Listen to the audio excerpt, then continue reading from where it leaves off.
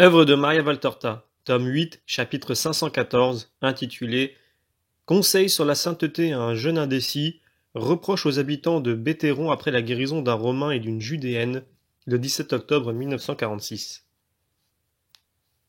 Jésus est encore au milieu des montagnes. Des personnes le suivent en compagnie des apôtres et des disciples. Parmi ceux-ci se trouvent maintenant des anciens bergers, devenus disciples, qu'ils ont peut-être trouvés dans quelques petits villages qu'ils ont traversés.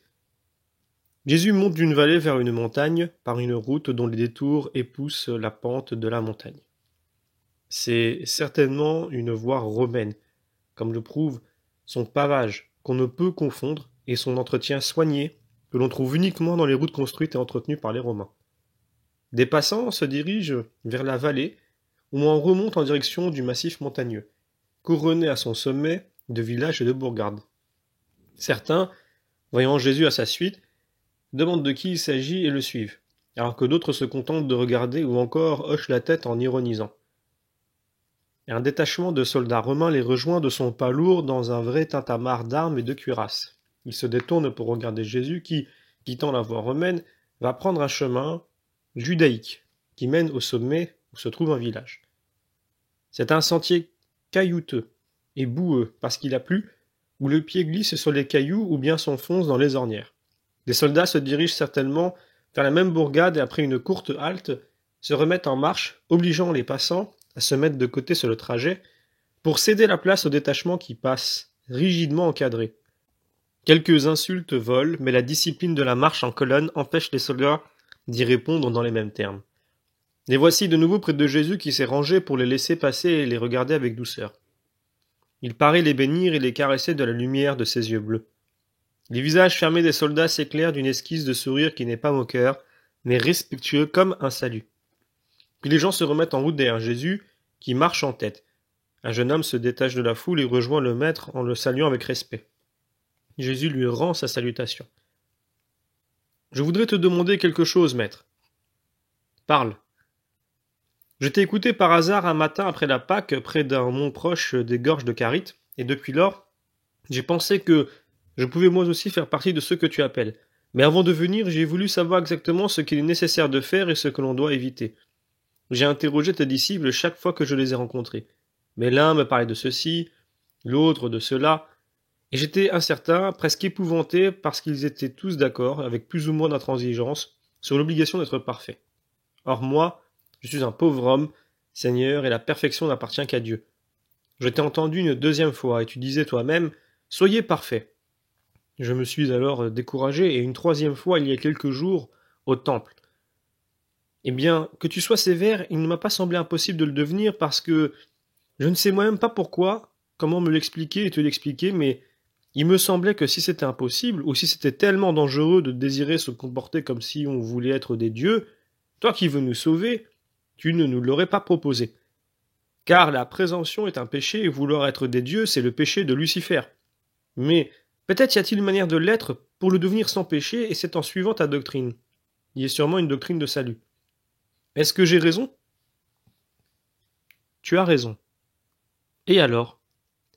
Alors, j'ai continué à t'interroger tel ou tel, ayant appris que tu étais à Rama, j'y suis venu. Depuis lors, je t'ai suivi avec la permission de mon père, et voilà. De plus en plus, je voudrais venir. Eh bien, viens donc. De quoi as-tu peur? Je ne sais pas, je ne le sais même pas moi-même. Je demande. En t'écoutant, il me paraît toujours facile de venir et je m'y décide, mais ensuite, à la réflexion, et ce qui est pire en demandant à tel ou tel, cela me paraît trop difficile. Je t'en dis la cause. C'est un piège du démon pour t'empêcher de venir. T'effraie par des fantômes, t'embrouille, te fait questionner des gens qui, comme toi, ont besoin de lumière. Pourquoi n'es-tu pas venu me trouver directement? Parce que j'avais, non pas peur, mais nos prêtres et rabbins sont si durs et orgueilleux, et toi, je n'osais pas t'approcher. Mais, à Emmaüs hier, ah, je crois avoir compris que je ne dois pas avoir peur. Et maintenant, je suis ici à te demander ce que je voudrais savoir. Tout à l'heure, l'un de tes apôtres m'a dit, va sans crainte. Il est bon avec les pécheurs. Et un autre, réjouis-le par ta confiance. Celui qui se confie à lui le trouve plus doux qu'une mère. Et un autre encore, je ne sais si je me trompe, mais je t'assure, qui t'expliquera que la perfection réside dans l'amour. Voilà ce que m'ont dit tes apôtres, certains du moins plus doux que les disciples. Pas tous cependant, car parmi les disciples, il y en a qui font écho à ta voix, mais ils sont trop rares. Et parmi les apôtres, il y en a certains qui font peur à un pauvre homme comme moi. L'un d'eux m'a dit avec un rire qui n'était pas bon.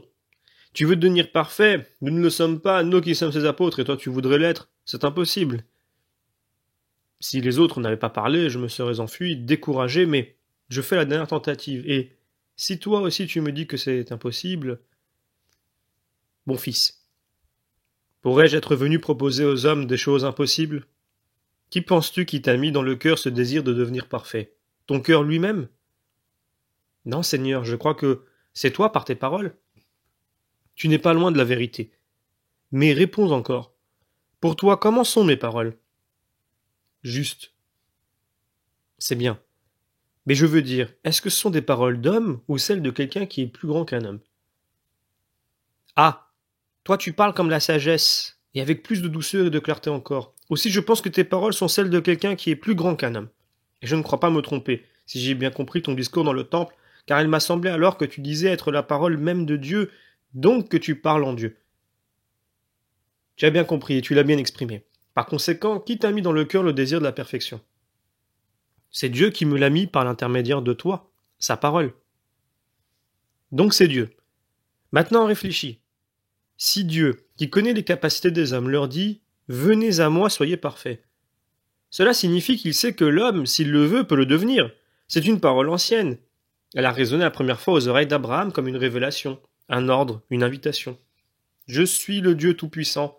Marche en ma présence. Sois parfait. » Dieu se manifeste pour que le patriarche n'ait aucun doute sur la sainteté du commandement et sur la vérité de l'invitation. Il lui ordonne de marcher en sa présence, car celui qui marche dans sa vie, convaincu de le faire sous le regard de Dieu, n'accomplit pas de mauvaises actions. En conséquence, il se met en condition de pouvoir devenir parfait comme Dieu l'invite à le faire. C'est vrai, c'est tout à fait vrai. Si Dieu l'a dit, c'est que c'est possible. Ah, maître, comme on comprend tout quand c'est toi qui parles. Mais alors, pourquoi tes disciples et même cet apôtre expriment-ils une idée aussi effrayante de la sainteté? Peut-être ne croient-ils pas vraies ces paroles et les tiennes, ou bien ils ne savent pas marcher en présence de Dieu. N'en cherche pas la raison, ne juge pas. Vois, mon fils, parfois le désir d'être parfait et leur humilité leur fait craindre de ne pouvoir jamais le devenir. Mais alors le désir de perfection et l'humilité sont des obstacles pour devenir parfait? Non, mon fils. Le désir de perfection et l'humilité ne sont pas des obstacles. Il faut même s'efforcer de les posséder profondément, mais bien ordonnés. Ils sont ordonnés quand il n'y a pas de hâte inconsidérée, d'accablement sans raison, de doute et de défiance tels que croire que, vu l'imperfection de son être, l'homme ne peut devenir parfait. Toutes les vertus sont nécessaires et le vif désir d'arriver à la justice l'est aussi. Oui, ceux que j'ai interrogés allaient dans le même sens. Ils assuraient qu'il est nécessaire de posséder les vertus. Pourtant, les uns et les autres estimaient nécessaires des vertus différentes, et tous affirmaient l'absolue nécessité de celles qu'ils préconisaient comme indispensables pour être saints. Et cela m'effrayait car comment peut-on avoir toutes les vertus sous une forme parfaite, les faire naître ensemble comme un bouquet de fleurs variées? Il faut du temps et la vie est si courte. Toi, maître, explique-moi, quelle est la vertu indispensable? C'est la charité. Si tu aimes, tu seras saint car c'est de l'amour pour le Très-Haut et pour le prochain que viennent toutes les vertus et toutes les bonnes actions. Oui, ainsi c'est plus facile. La sainteté alors c'est l'amour. Si j'ai la charité, je possède tout. La sainteté est faite de cela. De cela et des autres vertus. Car la sainteté n'est pas seulement être humble ou seulement prudent, ou seulement chaste, etc. Mais c'est être vertueux. Voilà mon fils. Quand un riche veut faire un banquet, est-ce qu'il commande un seul plat? Et encore. Quand quelqu'un veut faire un bouquet de fleurs pour l'offrir en hommage, prend-il par hasard une seule fleur? Non, n'est-ce pas? Car s'il mettait sur les tables nombre de plats d'un seul mets, ses convives le critiqueraient comme un hôte incapable qui se préoccupe seulement d'étaler ses possibilités d'achat sans montrer sa finesse de seigneur préoccupé des goûts divers de ses invités, et désireux que chacun, avec un mets ou un autre, non seulement se rassasie, mais se régale. Il en va de même de la personne qui compose un bouquet de fleurs. Une seule fleur, si grande qu'elle soit, ne fait pas un bouquet, Mais il faut des fleurs nombreuses. Ainsi les couleurs et les parfums variés charment l'œil et l'odorat et font louer le Seigneur. La sainteté que nous devons considérer comme un bouquet de fleurs offert au Seigneur doit être composée de toutes les vertus. Dans une âme, c'est l'humilité qui prédominera. Dans une autre, la force. Dans une autre, la continence, ou la patience, ou encore l'esprit de sacrifice ou de pénitence. Toute vertu, née à l'ombre de la plante royale et magnifiquement parfumée de l'amour, dont les fleurs domineront toujours dans le bouquet. Mais ce sont toutes les vertus qui composent la sainteté. Et laquelle doit-on cultiver avec le plus de soin? La charité, je te l'ai dit. Et ensuite, il n'y a pas de méthode, mon fils. Si tu aimes le Seigneur, il t'accordera ses dons, c'est-à-dire se communiquera à toi, et alors, les vertus que tu essaies de rendre robustes croîtront sous le soleil de la grâce. En d'autres termes, dans l'âme aimante se trouve Dieu qui opère grandement. Oui, mon fils, Dieu y opère grandement en laissant l'homme y mettre de lui-même sa libre volonté de tendre à la perfection. Ses efforts pour repousser les tentations et se garder fidèle à ce qu'il se propose, ses luttes contre la chair, le monde, le démon, quand il l'assaille, et cela pour que son Fils ait du mérite dans sa sainteté. Ah, voilà. Alors il est très juste de dire que l'homme est fait pour être parfait comme Dieu le veut. Merci, maître. Maintenant je sais et maintenant j'agirai. Et toi, prie pour moi. Je te garderai dans mon cœur. Va et ne crains pas que Dieu puisse te laisser sans secours. Le jeune homme se sépare de Jésus tout content. Les voilà près du village. Barthélemy, accompagné d'Étienne, rejoint Jésus pour lui raconter que, pendant qu'il parlait avec le jeune homme, un habitant de Béthéron, parent d'Élchias le pharisien, était venu le prier de le conduire immédiatement auprès de sa femme mourante. Allons-y, je parlerai ensuite. Savez-vous où elle se trouve? Il nous a laissé un serviteur, il est en arrière avec les autres. Fais-le venir et pressons le pas. Le serviteur accourt, c'est un robuste vieillard. Il est consterné. Il salue et regarde par en dessous Jésus qui lui sourit en lui demandant: De quoi meurt ta maîtresse? Elle devait avoir un enfant, mais il est mort dans son sein et son sang s'est corrompu. Elle délire comme une folle et elle va mourir. On lui a ouvert les veines pour faire tomber la fièvre, mais le sang est complètement empoisonné. Et elle doit mourir. On l'a descendue dans la citerne pour faire baisser sa température. Elle reste basse tant que la femme est dans l'eau glacée, puis elle est plus forte qu'avant et elle tousse. Elle tousse. Et elle va mourir. Naturellement, avec de tels soins, grommelle Matthieu entre ses dents. Depuis quand est-elle malade? Le serviteur s'apprête à répondre quand arrive un courant, par la descente, le chef du manipule romain. Il s'arrête devant Jésus. Salut, tu es le Nazaréen? C'est moi. Qu'attends-tu de moi? Les disciples de Jésus accourent, croyant je ne sais quoi. Un jour, l'un de nos chevaux a heurté un enfant juif et tu l'as guéri pour empêcher les Hébreux de manifester contre nous. Maintenant, les pierres hébraïques ont fait tomber un soldat et il gît avec la jambe fracturée. Je ne puis m'arrêter, je suis de service. Personne ne veut de lui dans le village. Marcher lui est impossible et moi je ne peux le traîner avec sa jambe fracturée. Je sais que tu ne nous maîtrises pas, comme le font tous les Hébreux. Tu veux que je guérisse le soldat? Oui, tu as guéri aussi le serviteur du centurion et la petite fille de Valéria. Tu as sauvé Alexandre de la colère de tes compatriotes. Cela se sait, en haut lieu et en bas. Allons trouver le soldat. Et ma maîtresse? Demande le serviteur mécontent. Plus tard. Jésus se met à suivre le gradé qui dévore la route de ses longues jambes musclées et dégagées de vêtements encombrants. Mais, même en marchant ainsi devant tous, il trouve le moyen d'échanger quelques mots avec celui qui le suit immédiatement, et c'est Jésus. J'étais avec Alexandre autrefois. Lui, il parlait de toi. Le hasard me met en ta présence aujourd'hui. Le hasard? Pourquoi ne pas dire Dieu, le vrai Dieu? Le soldat se tait un instant, puis il murmure de façon que seul Jésus puisse entendre. Le vrai Dieu serait celui des Hébreux, mais il ne se fait pas aimer. S'il est comme eux, ils n'ont même pas pitié d'un blessé. Le vrai Dieu est le Dieu des Hébreux comme des Romains, des Grecs, des Arabes, des Parthes, des Scythes, des Ibères, des Gaulois, des Celtes, des Libyens et des Hyperboréens. Il n'y a qu'un Dieu. Mais beaucoup ne le connaissent pas, d'autres le connaissent mal. S'ils le connaissent bien, ils seraient comme des frères et il n'y aurait pas d'injustice, de haine, de calomnie, de vengeance, de luxure, de vol et d'homicide, d'adultère et de mensonge. Moi, je connais le vrai Dieu, et je suis venu pour le faire connaître. On dit, nous devons avoir toujours les oreilles à l'écoute pour tout rapporter au centurion et eux au proconsul. On dit que tu es Dieu, est-ce vrai?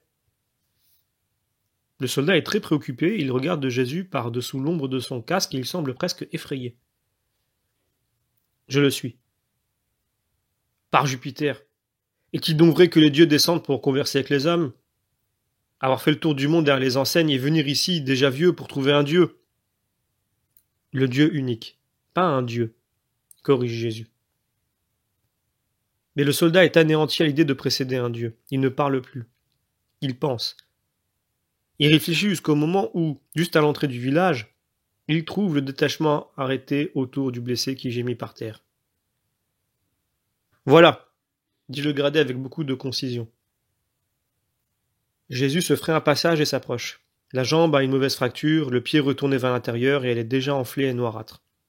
L'homme doit beaucoup souffrir, et voyant Jésus allonger une main, il supplie. Ne me fais pas mal. Jésus sourit. Il effleure à peine du bout des doigts l'endroit où le cercle livide indique la fracture, puis il ordonne. Lève-toi. Mais il a une seconde fracture plus haut à la hanche, explique le gradé en voulant sûrement dire. Et celle-là, tu ne la touches pas? À ce moment, un habitant de Béthéron survient. Maître, maître, tu perds ton temps avec des païens et ma femme est en train de mourir. Va et amène-la moi. Je ne peux pas, elle est folle. Va et amène-la moi si tu as foi en moi. Maître, on n'arrive pas à la tenir. Elle est nue et on ne peut la vêtir. Elle défolle et déchire ses vêtements. Elle est mourante et il est impossible de la calmer. Va et amène-la moi, si ta foi n'est pas inférieure à celle de ces païens. L'homme repart mécontent. Jésus regarde le Romain étendu à ses pieds. Et toi, tu sais avoir foi? Moi, oui. Que dois-je faire? Te lever. Attention, Camille. Que... commence à dire le gradé. Mais le soldat est déjà debout, agile, guéri. Les Juifs ne crient pas Hosanna. L'homme guéri n'est pas un Hébreu. Il semble même contrarié, ou du moins leur visage exprime une critique de l'acte de Jésus. Mais les soldats, eux, ne boudent pas leur bonheur. Ils dégainent leurs courtes et larges dagues et les lèvent dans l'air gris après les avoir frappés sur leur bouclier en signe de réjouissance. Jésus est au milieu du cercle des lames. Le gradé le regarde. Il ne sait comment s'exprimer, que faire. Lui, un homme près d'un Dieu, lui, païen près de Dieu. Il réfléchit et il trouve qu'il doit au moins faire pour Dieu ce qu'il ferait pour César. Il ordonne le salut militaire à l'empereur. Je crois de moins qu'il en est ainsi, car j'entends résonner un Ave, puissant, pendant que les lames scintillent quand ils les mettent presque horizontales, tout en haut de leurs bras tendus. Et pas encore satisfait, le gradé lui dit à voix basse « Marche tranquillement, même de nuit. Les routes, toutes surveillées. Service contre les voleurs, tu seras en sûreté. » Moi... Il s'arrête ne sachant qu'ajouter. Jésus lui sourit. Merci. Même avec les voleurs, fais preuve d'humanité. Sois fidèle à ton service, mais sans être cruel. Ce sont des malheureux, ils devront rendre compte de leurs actes devant Dieu. Va et sois bon. Je le serai. Salut. Je voudrais encore te voir. Jésus le regarde fixement et lui dit « Nous nous reverrons, sur un autre mont. » Et il répète « Soyez bons. Adieu. » Les soldats reprennent alors leur marche. Jésus entre dans le village.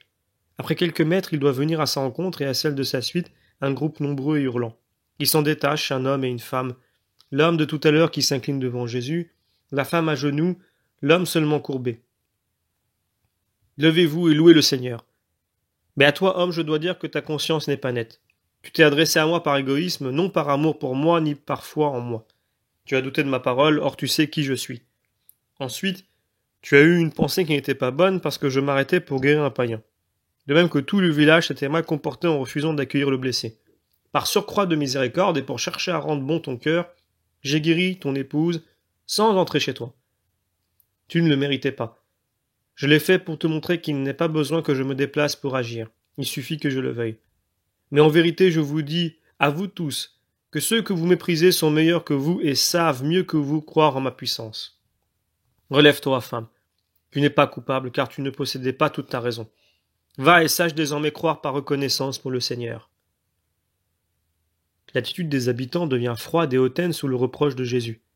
L'air renfrogné, ils le suivent jusqu'à la place où il s'arrête pour parler, étant donné que le chef de la synagogue ne l'invite pas à entrer dans l'édifice et qu'aucune maison ne s'ouvre au maître.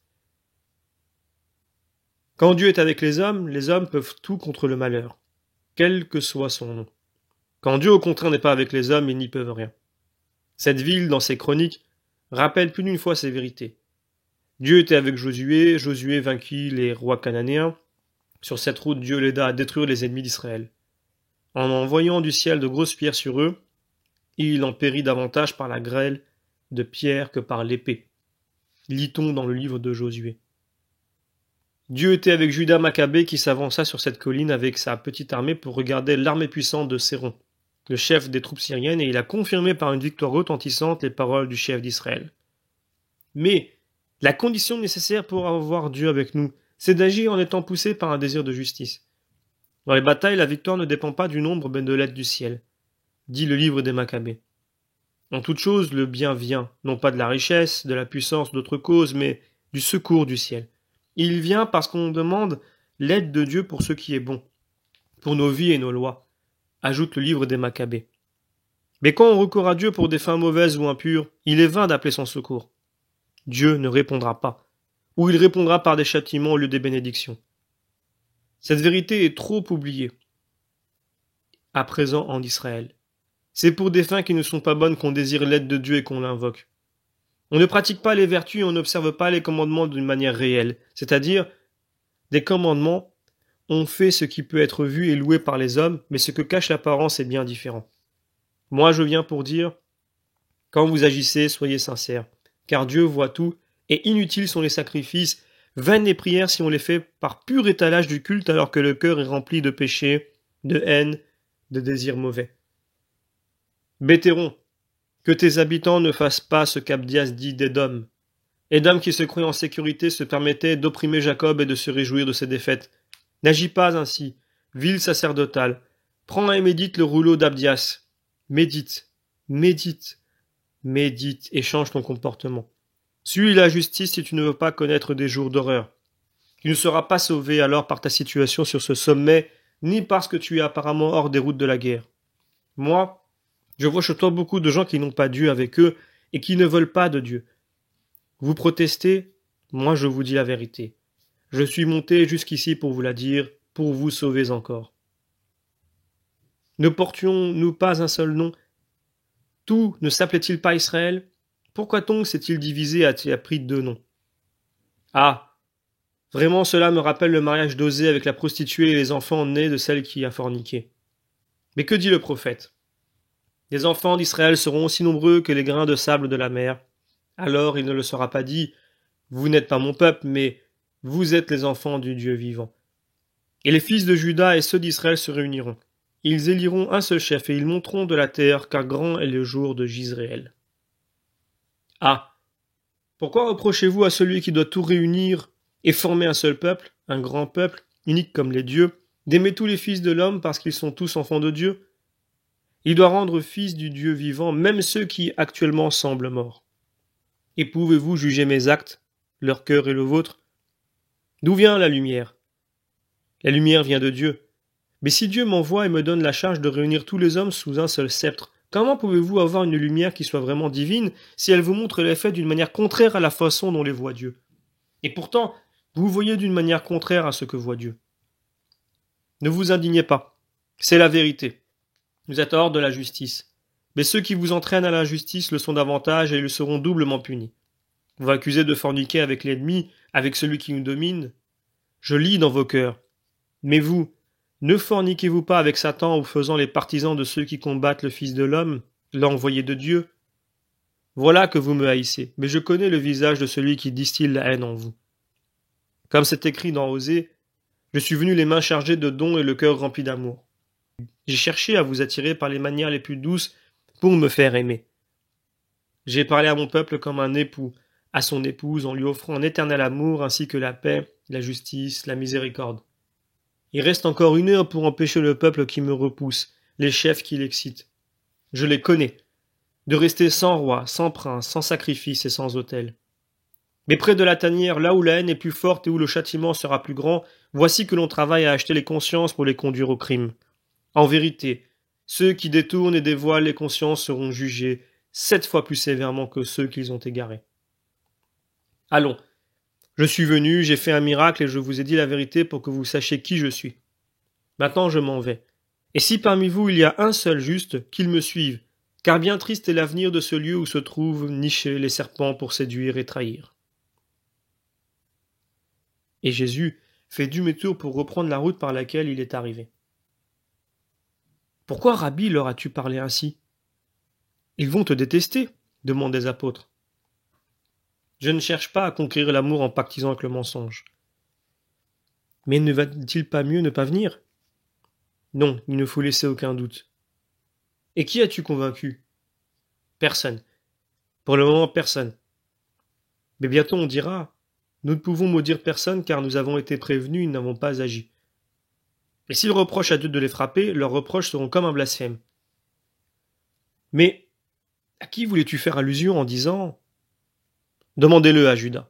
Il connaît beaucoup de gens d'ici et il est au courant de leurs astuces. » Tous les apôtres regardent Judas. Oui, l'endroit est presque sous la coupe d'Elchias, mais je ne crois pas qu'Elchias... Les mots meurent sur les lèvres de Judas qui, en levant le regard de sa ceinture, qu'il ajustait pour se donner une contenance, rencontre le regard de Jésus. Un regard tellement étincelant et pénétrant qu'il semble magnétique. Il baisse la tête et achève. Il est sûr que c'est un village orgueilleux et odieux, digne de celui qui le domine. À chacun ce qu'il mérite. Eux, ils ont Elchias, nous Jésus. Et le maître a bien fait de leur faire savoir qu'il est au courant. Très bien. Ils sont certainement mauvais. Vous avez vu? Pas même un remerciement après le miracle. Ni une obole. Rien, s'exclame Philippe. Mais moi, je tremble quand le maître les démasque ainsi, gémit André.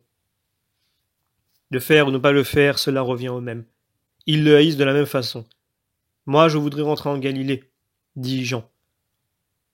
En Galilée, oui, soupire Pierre en baissant la tête pensif. Derrière, ceux qui ont suivi Jésus ne le quittent pas, ne cessent pas de faire des commentaires avec les disciples. Fin du chapitre.